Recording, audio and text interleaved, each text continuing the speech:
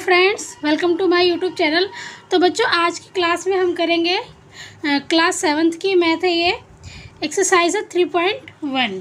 ठीक है बच्चों, क्लास 7th की मैथ है, एक्सरसाइज है 3.1 और क्वेश्चन हम करेंगे इस वीडियो में 1 to 4 तक।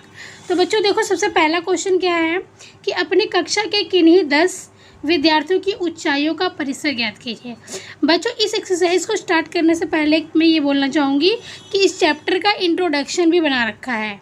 ठीक है, इंट्रोडक्शन का वीडियो भी बना रखा है। तो अगर आप पहले उसको देख लोगे फिर इस एक्सरसाइज को देखोगे तो आपको ये ज़्यादा समझ में आएगा। ठीक है, और आपको इंट्रोडक्शन की वीडियो प्लेलिस्ट में मिल जाएगी, तो उसको देखकर फिर आप ये समझोगे तो आपको ज़्यादा अच्छे से समझ में आएगा। ठीक है, क्योंकि उसमें माध्य परिसर सब चीज़ के बारे में बताया गया है। तो चलिए अभी हम करते हैं फ़िलहाल ये क्वेश्चन। ठीक है, इसमें लिखा है अपनी कक्षा के किन्हीं 10 विद्यार्थियों की ऊंचाई। पहले हमें ऊंचाई लिखनी है 10 विद्यार्थियों की, फिर उनका क्या करना है, परिसर निकालना है। ठीक है बच्चों, तो देखो हम इसको कैसे करेंगे। सबसे पहले मैंने क्या किया, माना कक्षा के 10 विद्यार्थियों की ऊंचाई। अब ये मैंने ऊंचाइयाँ लिख लिया है। ठीक है, 150 सेंटीमीटर, 151 सेंटीमीटर। बच्चों, ये ऊंचाइयाँ आप अपनी मर्जी से भी लिख सकते हो। ठीक है, ये 10 विद्यार्थी बोला पर मैंने यहाँ पे 12 विद्यार्थी का लिख दिया है। ठीक है, आप सिर्फ 10 ही लिखना। यहाँ पे 10 विद्यार्थी के लिए लिखा गया है ना, पर मैंने इसमें टोटल 12 लिख दिया है। ठीक है, तो आप सिर्फ 10 ही लिखना। और इसमें बहुत ईजी है ये क्वेश्चन। ये जैसे सबकी ऊंचाइयाँ हमने लिख दी अपनी मर्जी से, आप कोई भी संख्या ले सकते हो। ठीक है, ज़रूरी नहीं कि यही संख्या हो, इन्हीं संख्याओं को लो। फिर हम क्या करेंगे, इन सबको आरोही क्रम में लिखेंगे। इन ऊंचाइयों को हम आरोही क्रम में लिखेंगे। आरोही क्रम में मतलब पहले सबसे छोटा, फिर उससे बड़ा, फिर उससे बड़ा, फिर उससे बड़ा, फिर उससे बड़ा, लास्ट में सबसे बड़ा आएगा। ठीक है बच्चों, इसको आरोही या अवरोही दोनों में ही लिख सकते हो। अगर अवरोही में लिखोगे आप अवरोही क्रम में, तो पहले आ जाएगा सबसे बड़ा, फिर उससे छोटा, उससे छोटा। स्टार्टिंग में सबसे बड़ा पहले आएगा, लास्ट में सबसे छोटा आएगा। ठीक है, और अगर आरोही क्रम में आप लिखते हो तो सबसे छोटा पहले आएगा और लास्ट में सबसे बड़ा आएगा। अब ये आ गए, अब हम करना है परिसर। अब हमें क्या निकालना है, विद्यार्थियों की ऊंचाइयों का परिसर निकालना है। तो बच्चों, परिसर निकालना बहुत ही आसान होता है। परिसर कैसे निकाला जाता है, सबसे बड़ी संख्या में से सबसे छोटी संख्या को माइनस कर देते हैं। जो भी हमारे पास आंकड़े होते हैं ना, हम क्या करते हैं कि उनमें से जो सबसे बड़ी संख्या होती है उसमें से सबसे छोटी संख्या को हम माइनस कर देते हैं। इसीलिए हम आरोही क्रम में लिखते हैं कि आरोही और अवरोही क्रम में इसलिए लिखा जाता है कि जो सबसे लास्ट वाला होता है उसमें जो सबसे लास्ट का होगा ना, सबसे पहले वाले को आप माइनस कर दोगे। ठीक है, तो ये हमारे लिए इजी हो जाता है करना, अगर हम इनको आरोही और अवरोही क्रम में हम व्यवस्थित कर देते हैं तो क्वेश्चन को सॉल्व करने से पहले। ठीक है बच्चों, तो हमने इसको आरोही क्रम में लिख लिया, फिर हमने सबसे बड़ी संख्या में से सबसे छोटी संख्या को माइनस कर दिया, तो हमारा आ गया आंसर 12। ठीक है, 12 आ गया। तो यही हमारा परिसर है। विद्यार्थियों की ऊंचाई को जो परिसर है ना बच्चों, वो यही है 12। ठीक है, लेकिन आपको सिर्फ 10 संख्याएं लिखना है, 10 नंबर लिखना है इसमें से, और उनका परिसर निकालना है। सबसे बड़ी में से सबसे छोटी संख्या माइनस कर देनी है। लेकिन मेरे यहाँ पर 12 संख्या है, आपको सिर्फ 10 लिखना है। इनमें से कोई भी आप 10 लिख लेना, या तो अपनी मर्जी से भी आप लिख सकते हो। आपको क्वेश्चन समझ में आना चाहिए बच्चों, फिर आंसर तो अपने आप ही कर सकते हो आप। आपको कोई भी 10 संख्याएँ लिखनी है, 10 ऊंचाइयाँ लिखनी है। ठीक है, सेंटीमीटर में होंगी वो, और आपको सबसे बड़ी में से सबसे छोटी माइनस कर देनी है। ठीक है, अब देखिए हमारा क्वेश्चन क्या है। हमारा क्वेश्चन सेकंड है कि कक्षा के एक मूल्यांकन में प्राप्त किए गए निम्नलिखित अंकों को एक सारणीबद्ध रूप संगठित कीजिए। सारणीबद्ध रूप में हमें संगठित करना है। तो सबसे पहले बच्चों ये देखिए क्या है, ये हमारे पास कुछ संख्याएं दी गई हैं। ठीक है, अब हमें इसको क्या करना है, सारणीबद्ध रूप में संगठित करना है। हमें एक सारणी बनानी है। ठीक है, तो देखिए हम कैसे सारणी बनाएंगे। सबसे पहले हमने लिखा अंक, फिर मिलान चिन्ह, और फिर विद्यार्थियों की संख्या। अब हमें ये अंक लिखना है। देखो कि एक अंक कितने बच्चों के आए हैं, 2 अंक कितने बच्चों के हैं, 3 अंक, 4 अंक, 5 अंक, 6 अंक, 9 अंक। इसमें हाईएस्ट 9 तक है ना, तो हम 9 तक लिखेंगे। ठीक है, अब हमें ये देखना है कि एक अंक कितने बच्चों के आए हैं, तो एक अंक एक ही बच्चे का आया तो हमने यहाँ पर 1 लिख दिया। अब हमें देखना है 2 अंक कितने बच्चों के आए हैं, तो हम इसमें देखेंगे कि 2 अंक कितने बच्चों के आए हैं। तो देखिए 2 1 यहाँ 2 1 2 सिर्फ 2 ही है, तो 2 अंक जो है वो 2 बच्चों के आए हैं तो हमने यहाँ पे 2 लिख दिया। अब हमें 3 देखना है, 3 अंक कितने बच्चों के आए हैं, तो देखिए ये 1 ही है, सिर्फ 3, तो ये 3 अंक एक बच्चे का आया है। ठीक है, इसी तरह हमें 4 देखना है, 4 अंक कितने बच्चों के आए हैं, तो ये 1 हो गया, फिर 2, फिर 3 अंकों के 4 अंक जो हैं वो 3 बच्चों के आए हैं तो हमने यहाँ पे 3 लिख दिया। अब हमें ये देखना है 5 अंक कितने बच्चों के आए हैं, तो देखिए 1 2 3 4 5 बच्चों के 5 अंक आए हैं तो 5 को हम ऐसे लिखेंगे 1 2 3 4 और एक ये 5। ठीक है, इसी तरीके से अगर आपको 6 लिखना होगा तो इस तरह से 5 लिखे और 1 यहाँ पे लगा दोगे तो ये 6 हो जाएगा। अब ये बच्चों 6 अंक कितने बच्चों के आए तो इसमें 6 ढूंढोगे कितनी बार 6 है, 1 2 3 4 बार 6 है तो हमने 4 लिख दिया। ठीक है, 4 लाइन ड्रॉ कर दी। फिर 7 भी 2 बच्चों के हैं, 7 नंबर जो है वो 2 बच्चों के हैं तो हमने 2 लिख दिया। 8 जो नंबर है 8 अंक है वो एक ही बच्चे का है सिर्फ, तो हमने 1 लिख दिया। ऐसे 9 अंक जो है एक ही बच्चे का है तो हमने 1 लिख दिया।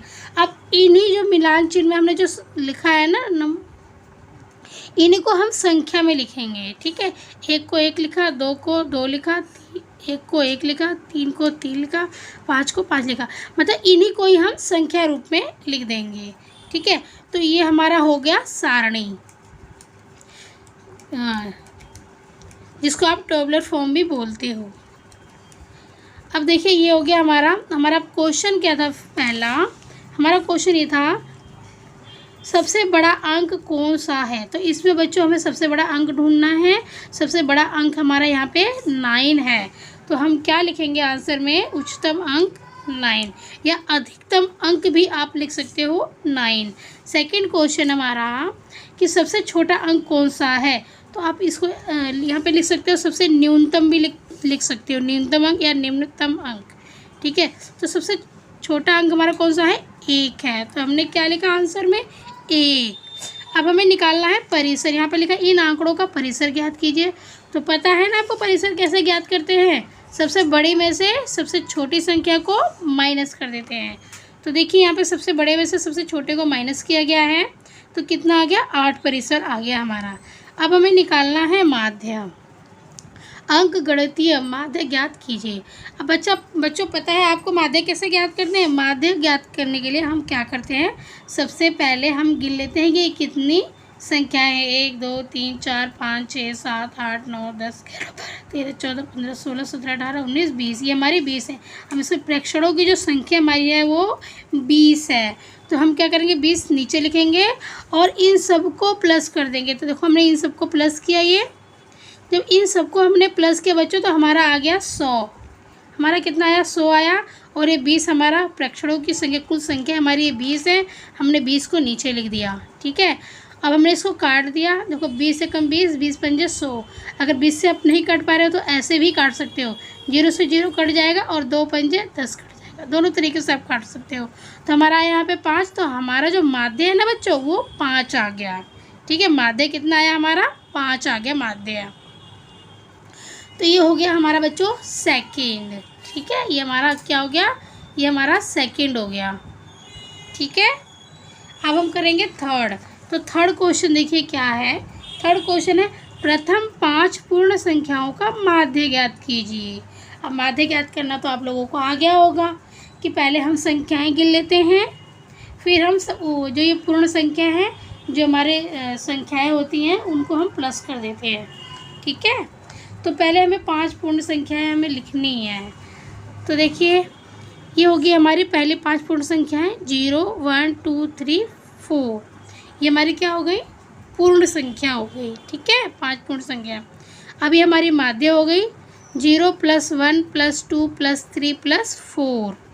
इनको हमने क्या किया, इन सबको हम क्या करेंगे, प्लस कर देंगे, और कुल संख्याएं कितनी है 1 2 3 4 5 हमने नीचे लिख दिया।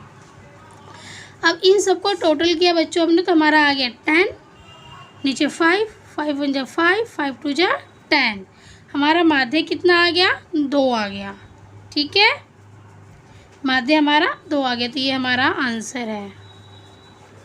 ठीक है, अब हमारा क्वेश्चन है फोर्थ में देखिए क्या कहा गया है। एक क्रिकेट खिलाड़ी ने 8 पारियों में निम्नलिखित रन बनाए। 58, 76 ये नंबर हैं जो ये इतने रन बनाए हैं। ठीक है, अब इसमें हमें ज्ञात क्या करना है? उनका माध्य स्कोर या रन ज्ञात कीजिए। माध्य स्कोर या रन ज्ञात कीजिए। तो हमें कुल रन इसमें निकालना है। तो सबसे पहले हम क्या करेंगे? कुल रन निकालेंगे। हमने बच्चों क्या किया, ये हमारे कुल रन थे। ठीक है, तो हमें पहले कुल रन निकाला है। हमने इन सबको क्या किया? टोटल कर लिया। माध्य निकालने के लिए तो वैसे भी टोटल करना पड़ता है, वैसे भी सबको जमा ही करना पड़ता है ना, माध्य निकालने के लिए। तो हमने क्या किया? सबको हमने जमा कर लिया। जमा करके हमने इन सबको प्लस किया, तो हमारा आ गया 405। और इनकी संख्याएं कुल कितनी है? 1 2 3 4 5 6 7 8। इनको हम बोलते हैं प्रेक्षणों की संख्या। हमारी ये 8 है। तो हमने क्या किया? जो प्रेक्षणों की संख्या थी 8, हमने जो हमारा टोटल आया था उससे हम इसको भाग कर देंगे। हमने माध्य निकाला, देखिए 405 में से, मतलब इन सबका टोटल से हमने इसको भाग 8, इन सबके जो ये संख्याएं थी ना, इनके टोटल को हमने 8 से भाग दे दिया। जो प्रेक्षणों की संख्या मतलब जितनी ये कुल है 1 2 3 4 5 6 7 8, तो 8 से हमने भाग किया, तो हमारा ये आंसर आ गया 50.62। ये दशमलव में आते ही जाएगा, तो आप 50 भी इसको लिख सकते हो। ठीक है, पीछे जो बुक में आंसर है 50 ही है। ठीक है, तो ये हमारा आंसर आ जाएगा। तो इसको आप इसको ऐसे भाग कर सकते हो बच्चों। देखो, आपने जैसे 405 से इसको भाग दिया है ना, तो 8 एकम 8, 8 पंजे 40, ये 8 पंजे 40 हो गया, ये पूरा 0 हो गया। हमने ऊपर से उतारा 5, फिर हम यहाँ पे कुछ भी नहीं है, तो हम क्या करेंगे? 0 लगा के, दशमलव लगा के यहाँ पे 0 लगा लेंगे। ठीक है ना, तो फिर देखिए ये 8 6 कितना होता है? 48 होता है। 8 6 48, फिर यहाँ पे 10 में से 8 गया 2, फिर यहाँ पे हमारा दशमलव 0 लगा हुआ है, तो हम एक 0 लगा सकते हैं, है ना, लगा सकते हैं क्योंकि हमारा दशमलव लगा पड़ा है। तो फिर ये 8 दूनी 16, फिर 10 में से 6 गया 4। तो इसी तरह बच्चा ये आता जाएगा, इसमें मतलब नीचे शेष आता जाएगा, तो हम इसको यहीं छोड़ देंगे। तो हमारा इस तरीके से ये आ गया 50.62। ठीक है, 50.62 ये हमारा आंसर आ गया। तो ये था हमारा 1 से लेकर 4 तक 3.1 का क्वेश्चन। ठीक है बच्चों, तो बच्चों अगर वीडियो आपको अच्छी लगी है तो प्लीज़ वीडियो को लाइक सब्सक्राइब एंड शेयर ज़रूर कीजिए। ठीक है, ताकि आपके दोस्तों की भी हेल्प हो सके। और वीडियो को ना बिल्कुल बिना स्किप किए हुए आप लोग देखा करो, ताकि आपको अच्छे से आंसर समझ में आए। ठीक है, और लाइक ज़रूर करना बच्चों प्लीज़। आपके एक लाइक से पता है हमें क्या होता है? आपका इससे कुछ नहीं ज़्यादा, पर हमें मोटिवेशन ज़रूर मिलता है आपके एक लाइक से, कि चलो इतने लोगों ने हमारी वीडियो पसंद करी। ठीक है, तो अगर आपको मेरा समझ में आया तो प्लीज़ बिना लाइक किए वापस मत जाना आप। ठीक है, तो धन्यवाद। अब आपसे हम मिलेंगे नेक्स्ट वीडियो में नेक्स्ट क्वेश्चन के साथ।